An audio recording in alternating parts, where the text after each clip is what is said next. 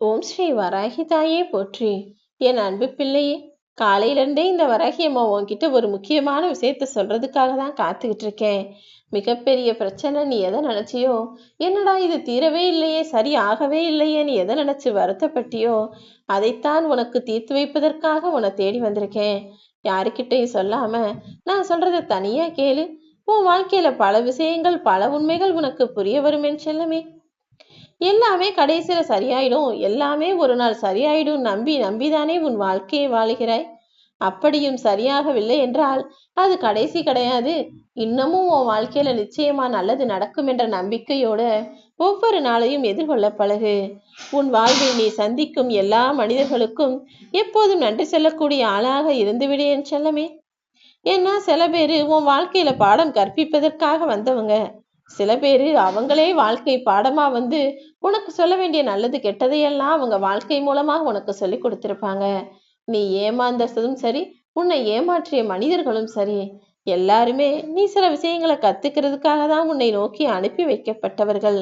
எது எப்படி இருந்தாலும், எந்த மனிதர்கள் எப்படிப்பட்டவர்களாக உன் கூட பழகினாலும் எல்லாத்தையும் ஒரு புறம் ஓரமா ஒதுக்கி வச்சுட்டு உன் வாழ்க்கையில நீ அடுத்த நிலையை அடைவதற்காக எப்போதும் முயற்சி செய். ஆனா அடுத்தவன் நிலைமையை பார்த்து அவனை போல நம்ம வாழணும், இவனை போல நம்ம வாழணும்னு அடுத்தவன் நிலையை அடைய முயற்சி செய்யாதே என் செல்லமே. அவனை விட உயர்ந்த நிலைமைக்கு நான் உன்னை கொண்டு வரணும்னு நினைச்சு திட்டம் போட்டுக்கிட்டு இருக்கேன். அப்படி இருக்கும்போது மிக சாதாரண வாழ்க்கை வாழ்பவனை பார்த்து நீ ஆசை கொள்ள வேண்டாம். உனடைய வாழ்க்கையை, உயரிய வாழ்க்கையை, உனக்கான சந்தோஷமிக்க செல்வமிக்க சிறப்பான வாழ்க்கையை அமைத்து தர தயாராக இந்த வராகி அம்மா நான் இருக்கும்போது ஒண்ணுமில்லாத விஷயத்துக்கெல்லாம் நீ ஆசைப்படக்கூடாது. சில இடங்கள்ல முடியாது, செய்ய தெரியாதுன்னு சொல்ல வர நேர்ந்தால் அந்த இடத்தில் அப்படியே நீ சொல்லிவிட வேண்டும் என் செல்லமே. முடியாது இல்லைன்னு சொல்ல வேண்டிய இடத்துல நீ செல்லாம இருந்துட்டீனா அதுவே உனக்கு பல பிரச்சனைகளை கொண்டு வந்துடும். ஆரம்பத்திலே எல்லாவற்றையும் தடுத்து விட்டால் அது ஆரம்பத்திலேயே உன் பிரச்சனைகளை உன்னை நோக்கி நெருங்காமல் பார்த்து கொள்ளும் அல்லவா. என்னுடைய அன்பு பெண் குழந்தைகளே, நான் சொல்றத கேளுங்க. எல்லா ஆண்களும் கெட்டவர்கள் இல்லை என்றாலும் கூட எல்லா ஆண்களும் நல்லவர்களும் இல்லை என்பதை மனசுல வச்சுக்கோ. ஆண்களிடம் எப்போதும் கவனமாக இருப்பதுதான் என் பிள்ளைகளுக்கு சிறந்தது. உன்னுடைய பார்வையில் எப்போதும் நெருப்ப வச்சுக்கோ. உன்னுடைய முகத்தில் எப்போதும் துணிச்சலையும் தைரியத்தையும் கவசமாக வச்சுக்கோ. ஆடைகளில் ஒழுக்கத்தோடும் உன்னை புகழ்பவர்கள் மீது சந்தேகம் கொள்ளக்கூடிய வகையில் தைரியமான ஆளாகவும் இரு. நீ பேசும் வார்த்தைகளில் உண்மையும் ஒழுக்கமும் நிதானமும் இருக்க வேண்டும். உனக்கு பாதுகாப்பு எப்போதும் நீதான் என் செல்லமே. நீ போற இடத்திலும் நீ வாழ்ற இடத்திலும் உனக்காக இன்னொருவர் வந்து இருக்க முடியாது தானே.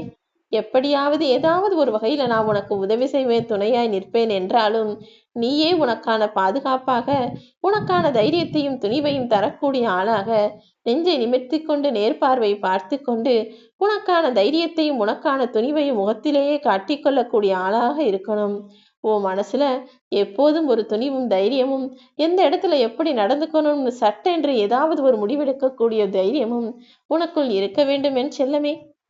வெற்றிக்கு உழைப்பு எவ்வளவு முக்கியம், அதைவிட மிகவும் முக்கியம் செய்ய வேண்டிய விஷயங்களை, செய்ய வேண்டிய வேலையை சரியான நேரத்துல செய்யறது. நேரம் தவறாமை என்பது உன் வாழ்க்கையில எப்போதும் இருக்கணும். உன்னுடைய உழைப்பும் முயற்சியும் அப்போதுதானே உனக்கு கை கொடுத்து உதவ முடியும். உன் முதுகுல குத்துற பல பேரை விட உன் முகத்துக்கு முன்பாக சண்டை போடுபவர்கள், உன்னிடம் குறை சொல்ல வருபவர்கள், உன்னிடம் சண்டை போட வருபவர்கள் எவ்வளவோ மேலானவர்கள்னு தான் நான் சொல்லுவேன். ஏன்னா உன் முகத்துக்கு எதிராக உன்கிட்ட நல்லா பேசி பழகி சிரிச்சிட்டு உனக்கு பின்னால போய் உன்னை பத்தி குறை சொல்றவங்களும், உன்னை அழிக்க நினைப்பவர்களும், உன்னை சாய்க்க நினைப்பவர்களும் இன்னும் உன் பக்கத்திலே தான் இருக்காங்கன்றத புரிஞ்சு நடந்துக்கோ என் செல்லமே. நீ மத்தவங்க உன்னை பத்தி குறை சொல்றாங்கன்றதுக்காக யாரை பற்றியும் குறை சொல்ல வேண்டாம். ஏன்னா அதன் மூலமாக உன் மன நிம்மதி ஒன்றுமில்லாமல் போய்விடும். உனக்கு மன நிம்மதி வேணும்னா யாரையும் கவனிக்காம, எதையும் பார்க்காம, யாருடைய குறைகளையும் கண்டுகொள்ளாமல், யாரை பற்றியும் எதுவும் பேசாமல் உன்னுடைய வாழ்க்கை உயர்வதற்கான வேலைகளை மட்டும் செஞ்சா போதும். உன்கிட்ட இருக்கிற வசதிக்காகவும் உன்னிடம் இருக்கும் பணத்திற்காகவும் ஒருவர் உன்னை மதிக்கிறார் என்றால் அந்த மதிப்பு உண்மையான மரியாதையாக இருக்காதுதானே. அது குப்பைக்கு சமம்தான். உன்கிட்ட ஒண்ணுமே இல்லாத போதும் உன்னுடன் உறவாடியவர்கள் தானே உனக்கு நிஜமான சொத்து. உன்கிட்ட காசு பணம் இருக்கான்னு பார்க்காம, உனக்கு சொத்து சுகம் இருக்கான்னு பார்க்காம, யார் எப்போதும் உன்னிடம் நன்றாக பேசுபவர்களாகவும் நல்லா பழகிறவங்களாகவும் அன்போடு சிரிக்கக்கூடியவர்களாகவும் இருக்கிறாங்களோ அவர்கள்தான் நல்ல மனிதர்கள். அப்படிப்பட்ட மனிதர்களைத்தான் நீ சொத்து சுகமாக வச்சுக்கணும். அடிபட்டவன் உன்னை திருப்பி அடிக்காவிட்டால் அவனிடம் எச்சரிக்கையாகத்தான் இருக்க வேண்டும். ஏன்னா நீ ஒருத்தனுக்கு தெரியாம தவறு செஞ்சுட்ட அல்லது கெடுதலே கூட தெரியாம செஞ்சுட்டேன்னு வச்சுக்குவோம். அப்படிப்பட்ட ஒரு நிகழ்வு நடந்த பிறகு நீ கொஞ்சம் கவனமாக இல்லாவிட்டால் ஏதாவது ஒரு வகையில் நீ அவனுக்கு செய்ததை அவன் பல மடங்காக உனக்கு திருப்பி செஞ்சிடுவான் என் செல்லமே. ஏனெனில் நீ ஒரு விஷயத்தை செஞ்சு நீ அடிச்சேன்னே வச்சுக்குவோம். நீ அடிச்ச பிறகும் அவன் உன்னை திருப்பி அடிக்கலைன்னா அவன் உன்னை மன்னிக்கவும் இல்லை, மறக்கவும் இல்லை. உன்னை காலம் பார்த்து கீழே தள்ளி விடுறதுக்கு நேரத்தை எதிர்பார்த்துக்கிட்டு இருக்கான்றதை புரிஞ்சுக்கிட்டு நீ கொஞ்சம் கவனமாக தான் இருக்கணும். சிலருடைய இழப்பு சில பேருக்கு லாபம். சில பேர் அழுகிறது சில பேருக்கு சிரிப்பை தருது. சில பேர் துன்பப்பட்ட அதை பார்த்து சில பேர் இன்பமா சந்தோஷப்படுவாங்க. சிலர் அவமானப்படும் போது அதை பார்த்து சந்தோஷப்பட்டு வெகுமானமாக நினைக்கக்கூடிய மனிதர்களும் இந்த உலகத்தில் வாழ்ந்து கொண்டுதானே இருக்கிறார்கள். யாரோ ஒருத்தர் கஷ்டப்பட்டு நஷ்டப்படும் போது அதை பார்த்து சிரிப்பவரும் சந்தோஷப்படுபவரும் இந்த உலக வாழ்க்கையில ஜெயிக்க முடியாது. ஆனா அப்படிப்பட்ட கெட்ட குணம் கொண்ட மனிதர்கள் இன்னும் இந்த உலகத்தை விட்டு போகாம காலாகாலத்துக்கும் இருந்து அடுத்தவனை துன்பப்படுத்தக்கூடியவர்களாக இருக்கத்தான் செய்கிறார்கள். மனிதர்களை புரிந்து நடந்துக்கோ என் செல்லமே. எவ்வளவு கோபம் வந்தாலும் நீ நிதானத்தை இழந்து விடக்கூடாது. எவ்வளவு அவசரப்பட்டும் வார்த்தைகளை கொட்டிடக்கூடாது. ஏன்னா நிதானமான பேச்சும் நிதானமான செயலும் வருமுன் காக்கும் மருந்துகளாக உன்னை காப்பாற்றும். எப்போதுமே உன்னுடைய செயலையும் உன்னுடைய பேச்சிலும் நீ நிதானத்தோடு இருந்தினா ஒரு காலத்திலும் நீ அடுத்தவர் மூலமாக கஷ்டப்பட நேராது என் செல்லமே.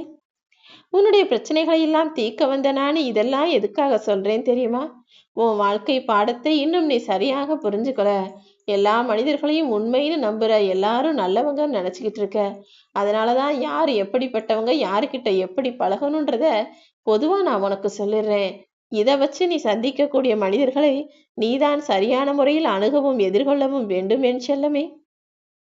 நான் சொல்றதையெல்லாம் தினமும் கேட்டுக்கிட்டே வரும்போது உன் மனசு பக்குவப்பட்டு தெளிவான ஆளாக நீ மாறி விடுவாய்.